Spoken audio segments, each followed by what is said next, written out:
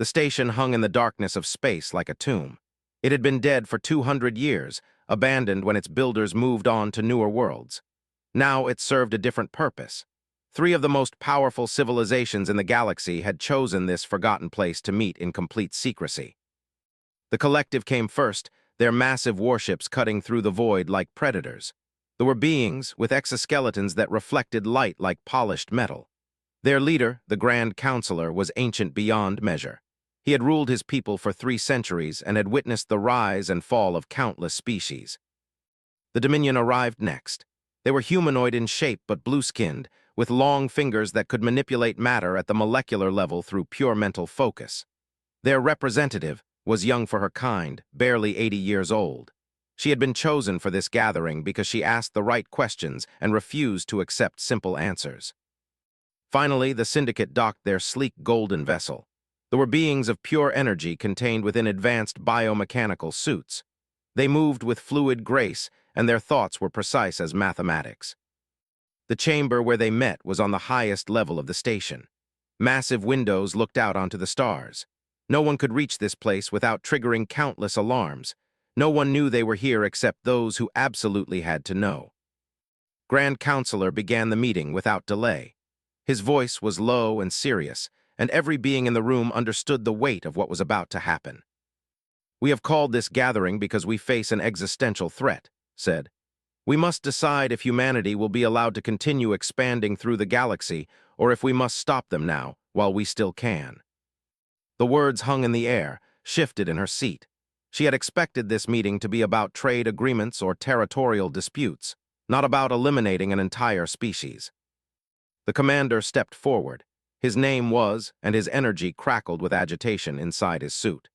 "The humans have expanded into 17 star systems in the past 200 years. They breed faster than any species we have encountered. They develop weapons technology at a terrifying rate. If we wait another century, they will be unstoppable." Nodded, the data supports this assessment, but there is something more disturbing, something that frightens all of us equally. The Grand Counselor activated a display that filled the chamber with holographic images. The first showed Earth, a planet covered in brown and blue with white clouds swirling around it. The surface looked harsh and violent. Lightning storms raged across continents. Volcanoes spewed ash into the atmosphere. The oceans were dark and cold. "Earth is a death world," continued. "The gravity is extreme, the weather is unpredictable and deadly, diseases are rampant. The very air they breathe contains pathogens that would kill most species. Yet somehow humans do not just survive there, they thrive." The display shifted. Now it showed human cities bright and bustling with activity.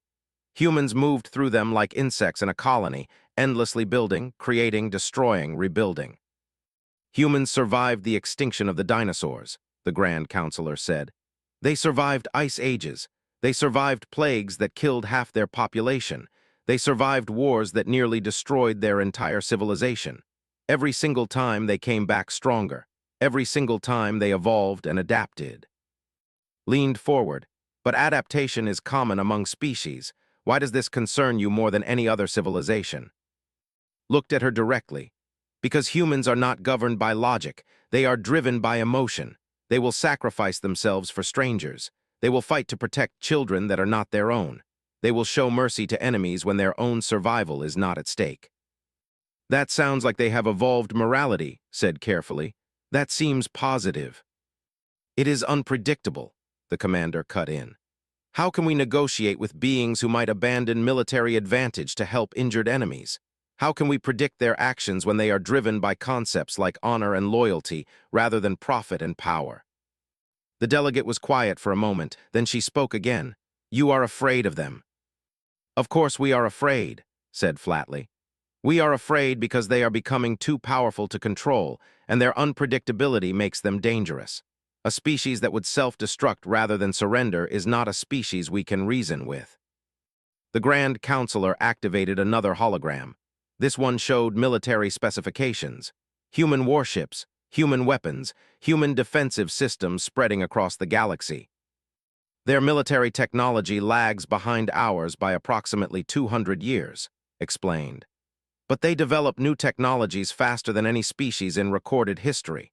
If we wait 50 years, they will match our weapons' capabilities. If we wait 100 years, they will exceed it. And if we wait longer still? Asked. Then we will be the ones who are conquered, they said with certainty, or destroyed. The meeting continued for 6 hours. Holographic data filled the chamber, reports from human colonies, psychological studies of human behavior, military simulations showing humanity conquering the galaxy in various timelines, war models, peace scenarios. Every single projection showed the same result. Humanity was becoming a problem that grew worse with each passing year. Finally brought the discussion to its conclusion. We cannot allow this to continue. We must act decisively and now, while we still have the advantage. I propose the Isolation Accord, a binding treaty between our 3 civilizations. Humanity will be confined to their solar system.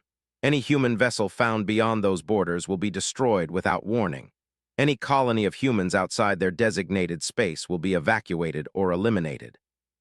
That is genocide, said. No, replied coldly. It is prevention. There is a difference. We are not killing humans. We are merely preventing them from spreading. For now, added, eventually the accord could be revisited once we understand them better, once we find a way to control their unpredictability. Or perhaps, said, when they are no longer a threat. The delegate felt sick. She voted against the proposal. The commander voted in favor. His faction of the voted in favor as well. The motion passed. The Isolation Accord would be signed today. The decision was made. Humanity would be sealed away from the rest of the galaxy, perhaps forever. Looked out the window at the stars beyond. Somewhere out there, humans were planning their future, building their cities, raising their children, never knowing that this moment would change everything. Never knowing that 3 ancient civilizations had decided their fate in a few hours of cold calculation. Captain Hayes did not receive permission to enter the council chamber. He simply walked through the doors. The 3 civilizations were still debating the final language of the Isolation Accord when the emergency alarms screamed to life. Security forces moved immediately, their weapons drawn. The mandibles clicked with anger. The commander's energy flared bright red inside his containment suit. Remove these humans at once, commanded. Held up his hands. He wore a human uniform, simple gray and blue with no weapons visible. His team of 4 stood behind him. One was a young woman named Charlotte. Another was Dr. Michael, a scientist. The other 2 were diplomats, Karen Woods and Samuel Torres. I request the floor, said. His voice was calm and steady, but there was steel underneath it. You have no rights here, declared. This is a closed session of the Galactic Council. Then you should have kept the doors locked, replied. The boldness of the statement shocked everyone. No one had ever spoken to the council with such disrespect. The guards moved to apprehend the humans, but raised his voice before they could act. I have evidence that will change this decision. If you remove me by force, you will be making a choice based on fear and incomplete information. Is that really what the most advanced civilizations in the galaxy want to be known for? Stood, she did not know why she stood exactly. Some instinct told her that this moment mattered more than protocol. Let him speak, she said. His expression was cold fury. This is highly irregular. Many important things are, answered. The Grand Counselor considered for a moment, then gestured for the guards to stand down. Approached the center of the chamber where a display console waited. You have decided to isolate humanity based on data, said. I understand that. The reports about our technology growth are accurate. The information about our adaptation is true. But you have drawn the wrong conclusion from that information. Activated the display. The first image that appeared was a small child. The child had blue skin and features, but her eyes were unmistakably human. She was crying. This is, said.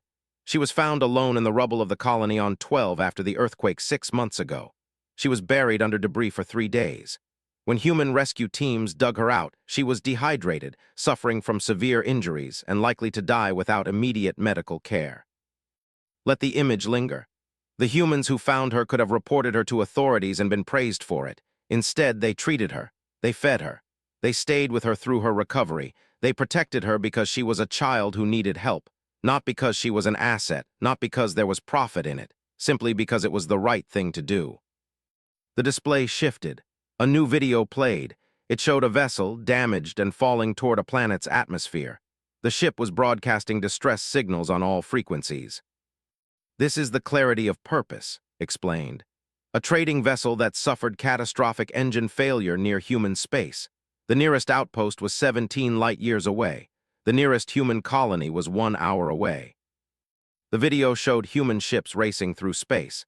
They moved with desperation, pushing their engines to the limit.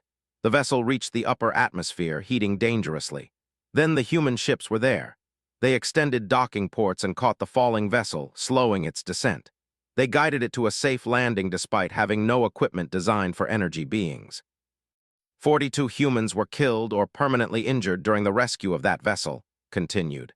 283 lives were saved. The humans knew the risk. They did it anyway. Said nothing. The energy inside his suit dimmed slightly. A third video played. It showed a human worker, a big man with brown skin and tired eyes, standing at the entrance to a collapsing research facility. The facility was leaking toxic gas. The atmosphere inside was lethal to most species. "This is," said. He worked as a construction supervisor for the research colony on Prime. When the facility began to collapse, a scientist became trapped inside. The scientist was studying biological weapons. There was no reason for to risk his life to save him. They would have executed him without hesitation if they had been in his position, but entered the toxic chamber anyway. The video showed pulling the scientist toward an exit. The human was exposed to poisonous fumes for minutes. His skin was blistering. His lungs were filling with toxin. "Made it out with the scientist," said. The scientist survived, died of respiratory failure 6 months later. In his final moments, he did not regret his choice. He told his family that no one should die alone in the dark, regardless of what species they were. The video ended. The chamber was completely silent. "You have called humanity dangerous," said. "But dangerous people do not rescue strangers from burning buildings.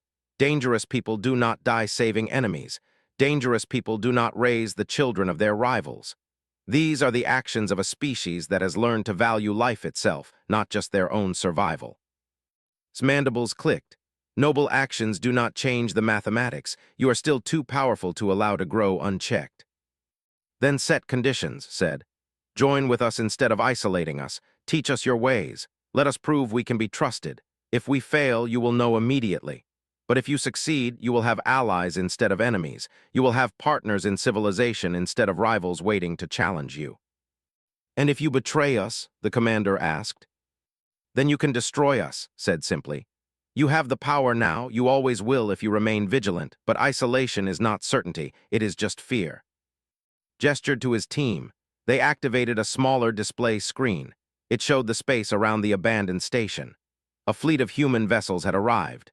The council assumed they were military ships, a show of force, proof that humans were aggressive and untrustworthy. Then the details appeared on the display. Medical vessels, research ships, civilian transport ships carrying families, supply freighters. The human fleet had come unarmed and unarmored. They had come to demonstrate peace, not to wage war.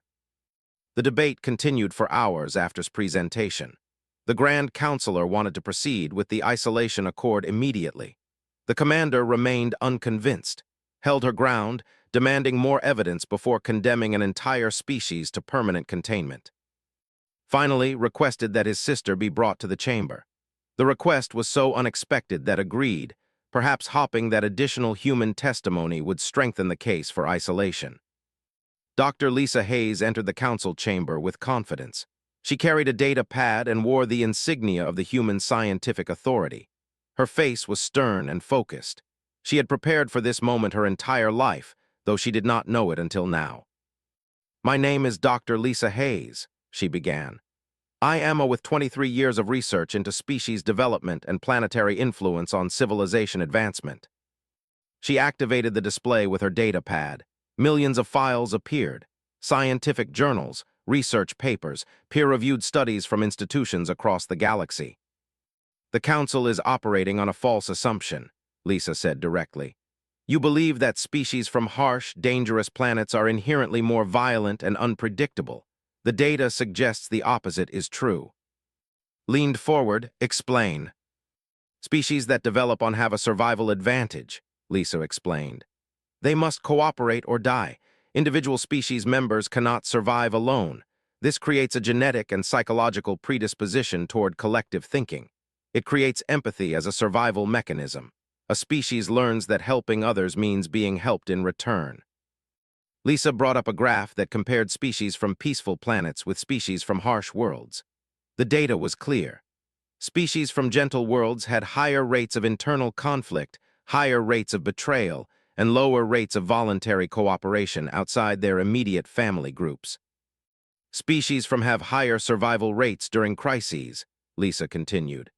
They have faster innovation rates. They adapt more quickly to new environments. They are more effective at solving complex problems because they must constantly solve problems simply to remain alive. The commander's energy crackled with interest. That contradicts existing galactic theory. Existing galactic theory was written by species that feared species, Lisa answered. Fear is not the same as scientific accuracy. She brought up another set of data. This time it showed military records from the past 500 years. Species that had emerged from had fought fewer wars of conquest. They had maintained stable governments longer. They had created more collaborative treaties with other species. The assumption that harsh worlds create violent species is backwards, Lisa said. Harsh worlds create resilient species. Resilient species understand the cost of conflict. They understand that survival requires cooperation. Yes, humans are capable of violence, so is every other species in this room, but humans also understand what violence costs. They understand grief. They mourn their dead. That understanding creates hesitation before choosing war. Was studying the data intently. The research was solid. It came from peer-reviewed sources, many of them from universities. The Grand Counselor could not dismiss it out of hand. You are suggesting that humanity is valuable precisely because of Earth's harsh conditions, said. It was not a question. I am not suggesting, Lisa said firmly. I am stating it as established scientific fact. Species born on are more valuable to galactic stability than species from gentle worlds. Humanity represents an incredible resource for civilization advancement. The commander was quiet for a long moment. Then he spoke. I will concede the point. Your research is thorough, but this does not change the primary concern. Humans still develop weapons technology faster than other species. They still expand their territory more aggressively. Because they are younger as a spacefaring civilization, Lisa explained patiently. A young species always expands more aggressively than an old one. Growth rate is not a sign of hostile intent. It is a sign of a species that has not yet reached equilibrium with its environment. Lisa pulled up another chart. This one showed the expansion rates of all major galactic civilizations during their first 200 years of space travel. Humanity's expansion rate was not unusual. It was actually less aggressive than most. In 150 years of space expansion, humans have colonized 17 star systems, Lisa said. During their first 150 years, the colonized 42 star systems, the colonized 68, the colonized 112. Humans are actually expanding more slowly than your species did. Made a sound that resembled laughter. We are being condemned for doing exactly what the Council species did when they were young. Precisely, Lisa confirmed. The Council is afraid of humanity because humanity represents what the Council once was. We represent youth, energy, innovation, and growth. The Council is old. The Council is comfortable. The Council has decided that no one should be allowed to become what you once were. Mandibles clicked rapidly. That is a dangerous accusation. But a truthful one, Lisa replied. She did not back down, she did not apologize. She simply presented the fact and let it stand. The Grand Counselor stood and walked to the window. He looked out at the stars. His ancient mind was processing this new information, comparing it with centuries of assumptions. Then something remarkable happened, stood as well. She approached the display and began typing commands into the data interface. New files appeared, new evidence, personal records, genetic sequences. I have a confession to make, she said calmly. 300 years ago, an explorer met a human on a colony world. They formed a relationship. They had a child. That child's descendant is me. The chamber erupted. The shouted demands for proof. The commander's energy flared with agitation, turned to look at with something that might have been horror. My genetic code is 1/4 human, said. I have concealed this my entire life because I knew it would trigger prejudice. I knew it would make me untrustworthy in the eyes of those who fear what humans are. But I am standing before you now to tell you that I am not less because of my human heritage. I am more. I am stronger. I am more capable of understanding complex moral situations. I am more compassionate without being weak. The human part of me does not make me inferior. It makes me balanced. She pointed directly at. You are afraid of humans because they represent the possibility that the galaxy could be run differently than it has been for thousands of years.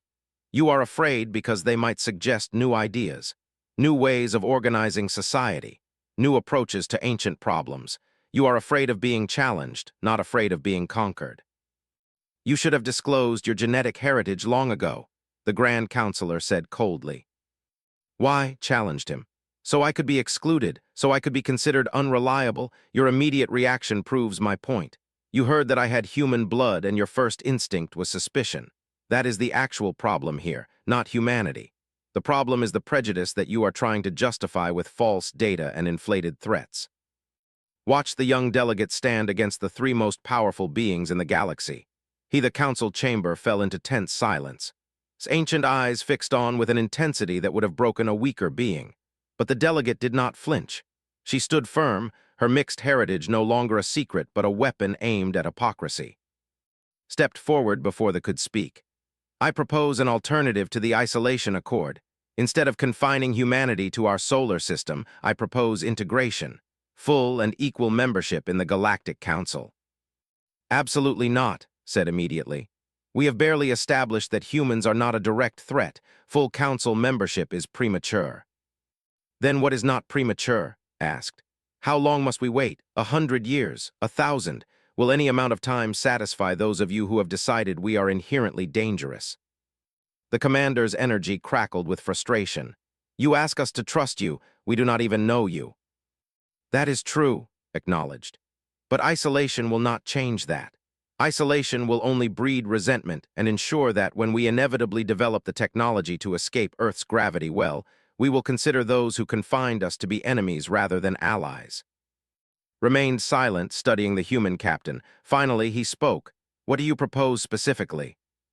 A probationary period, said. 3 years during which humanity is granted limited access to galactic trade and diplomacy. We join the scientific committees. We participate in council discussions. We prove ourselves through action, not words. And the military restrictions? Demanded. Remain in place, confirmed. Certain technologies are restricted. Humans cannot participate in votes regarding universal warfare or matters of survival for the entire galaxy. We are observers initially. We prove we deserve more. Lisa stepped forward.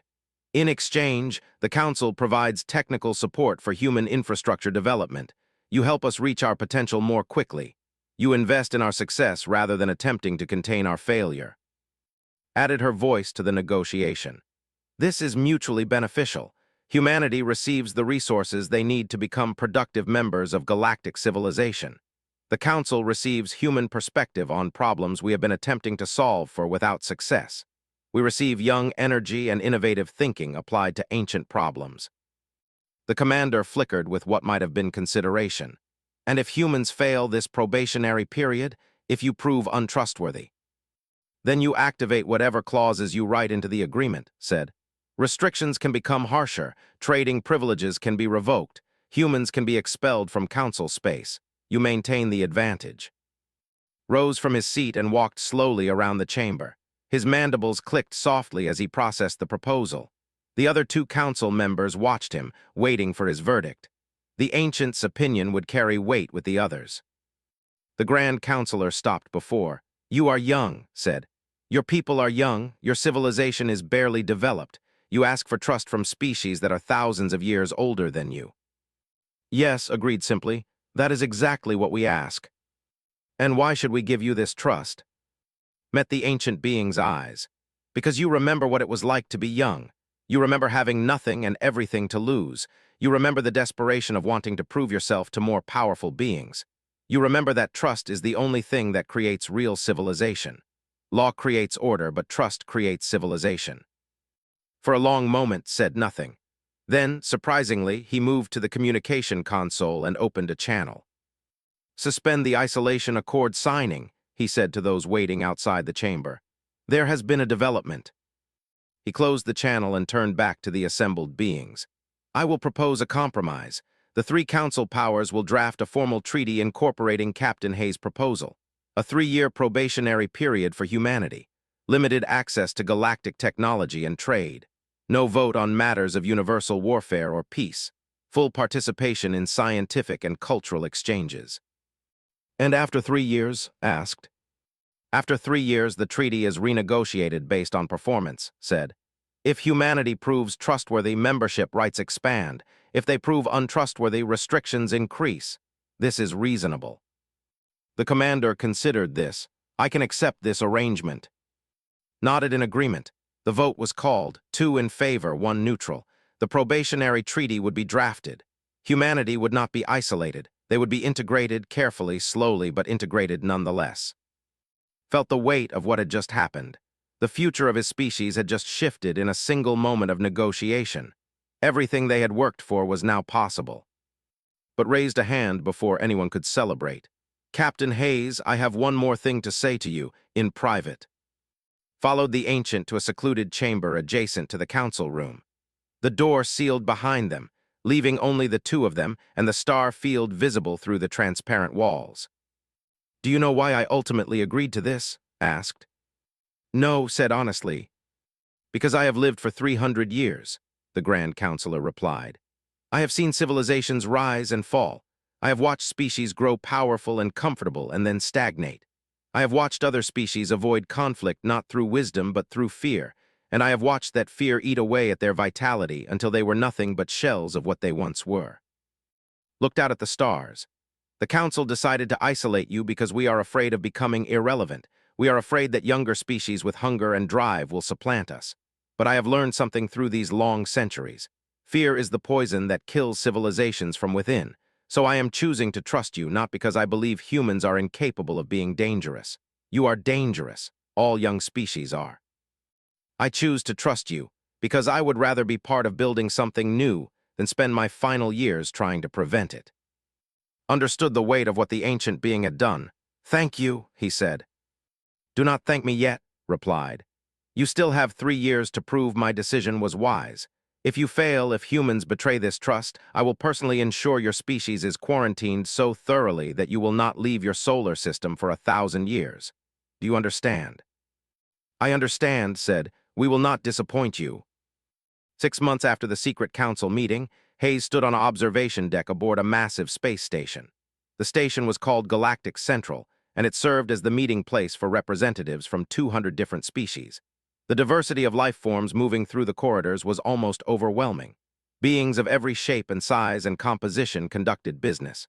Some were made of metal and machinery. Some were pure energy contained in special suits. Some were organic, barely distinguishable from animals. Some were intelligent gases that communicated through vibrations in specially designed chambers. And now humans belonged here. Lisa stood beside her brother, watching the activity below them. She had been granted a position on the Galactic Scientific Authority Council. It was a lower rank than senior members, but it was meaningful work. She was helping to coordinate research on deep space exploration and planetary conservation across the galaxy. Doctor joined them, a former military strategist who had been pivoted to diplomatic advisory roles. His role was to help humanity navigate the complex political landscape of galactic civilization without making enemies unnecessarily. We received a message from Earth, said. The public is celebrating. Some areas are concerned about what integration means for cultural identity, but overall the reaction has been positive. Nodded, he understood the concerns. Humanity had fought so hard to remain independent, to be recognized as equals. Now that recognition was starting to change everything. Some humans worried that galactic culture would dilute what made humanity unique. Others feared that something would go wrong, that the Council would use some small mistake as an excuse to revoke their membership. There is someone here to see you, Lisa said, gesturing toward the doorway. Entered the observation deck. She had become a regular visitor to human spaces since the Council meeting. She seemed to take genuine interest in learning about human culture and human perspectives. Some whispered that she was a spy, gathering information for the Council, but believed her interest was authentic. I have been assigned to serve as your official liaison to the Galactic Council, said to. It is considered a significant honor. It means the Council trusts your species enough to assign formal diplomatic support. Or it means they want to monitor us closely, suggested. Perhaps both, replied with a slight smile. But I assure you that my interest in humanity is genuine. I want to see your people succeed. She activated a data pad and displayed new information. The display showed a massive astronomical phenomenon, a stellar collision that would occur in approximately 50 years. The data was complex, showing wave patterns and gravitational effects across multiple star systems. The Galactic Council has received confirmation that this phenomenon will create a shockwave affecting approximately 1 billion inhabited worlds, explained. The Council is convening an emergency session to determine how to respond to this threat. For the first time, humans will be invited to participate in the discussions. Felt his heart quicken. This was the real test, not friendly conversations or cultural exchanges, but humanity being asked to help solve an actual galactic crisis. What can we contribute? He asked. Our understanding of astrophysics is inferior to yours. Your understanding of crisis management is superior, said. Humanity has survived extinction-level events repeatedly. Your people have developed systems for preserving knowledge and population across catastrophes. Your innovation under pressure is unmatched in the known galaxy. The Council believes you may have insights that older, more comfortable species have overlooked. The emergency council session convened 2 days later. Entered the main chamber with Victoria Grant, a seasoned human diplomat who had been selected to represent Earth's interests on the larger galactic stage. Lisa accompanied them as a scientific advisor. The chamber was even more impressive than remembered. Holograms filled the space, showing the approaching stellar collision from every possible angle. The data was staggering. 50 years was not a long time on a galactic scale, but it was enough time to prepare if the preparations were made immediately. Open the discussion. The immediate question is how to evacuate the affected populations. Our current projection suggests we can save approximately 40% of those in danger zones if we begin evacuation protocols immediately. 40% means 60% will die, Lisa said calmly.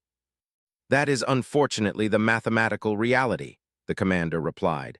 Space travel has limitations. We cannot move billions of people in the time available. But we can improve the survival rate, Victoria Grant said. I propose a different approach. Instead of trying to evacuate everyone, we focus on preserving genetic and cultural information across multiple safe worlds. Understood what Victoria was suggesting. It was the strategy that humanity had developed over thousands of years of natural disasters and global crises. You could not save everyone, but you could ensure that the species survived and carried forward its knowledge. We create sanctuary worlds, elaborated, distributed across the galaxy at strategic points. We move important genetic materials, cultural records, and technological databases to these safe locations. We also move the populations that cannot be evacuated to other established worlds. The key is redundancy. No single world holds all the information or all the population. If one sanctuary fails, others remain. That is an excellent concept, said, but the implementation is complex. We would need to coordinate across dozens of species. We would need to build infrastructure quickly. We would need to choose which populations to prioritize. Then we make those choices together, Victoria said. We decide based on scientific merit and need, not on species preference. We include the younger species in the decision-making process. We create a truly collaborative response. The debate continued for hours. The older council members were accustomed to making decisions among themselves and then implementing those decisions on younger species. The idea of genuine collaboration was uncomfortable for them. But notice something important, was quiet. The ancient was listening carefully, considering the human proposal with actual weight. Finally, the Grand Counselor spoke. I believe the humans are correct. We have approached this crisis from a defensive posture. We are thinking about saving ourselves. But the humans are thinking about ensuring that civilization survives this event. The approach is fundamentally different. He looked directly at, You have had 300,000 years less experience than we have, yet you are teaching us how to respond to catastrophes. This is why I agreed to integrate your people into galactic society. This is why your species is valuable. The Council voted to implement Victoria's proposal. Humanity was placed on a committee to oversee the sanctuary world construction and coordinate the preservation of galactic knowledge and genetic diversity. Was asked to chair the committee. That evening sent a message to Earth. The message was brief, but it carried enormous weight. We did it. We are not just members of galactic civilization now. We are trusted advisors. We are building something new together with species we once feared and who feared us. The future is not guaranteed, but it is open. Earth is no longer isolated. We are home among the stars. He thought about the journey that had led to this moment.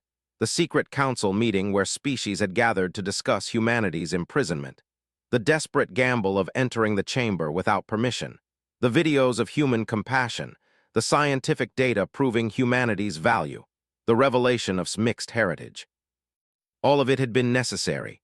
All of it had been part of proving that humans belonged in the galaxy not as conquerors, but as partners. Looked out the observation window at the stars. Earth was among those distant points of light, somewhere beyond the known galaxy.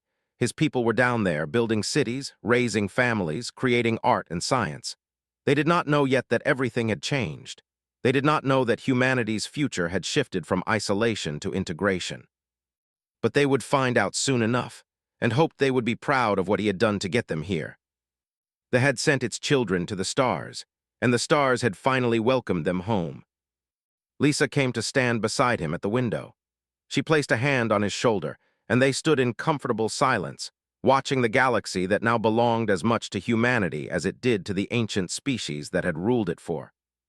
The future was uncertain, but for the first time in human history, humanity would face that uncertain future not alone, but with allies. Not as prey hiding from predators, but as equals walking among equals. This greatest strength was not weapons or technology. It was the capacity to endure, to adapt, and most importantly, to hope. That hope had carried humanity across the stars and into a future that had seemed impossible just months before. And hope, realized, was something that the oldest civilizations in the galaxy had almost forgotten they possessed. The Grand Counselor almost smiled. It was a terrifying expression on his face.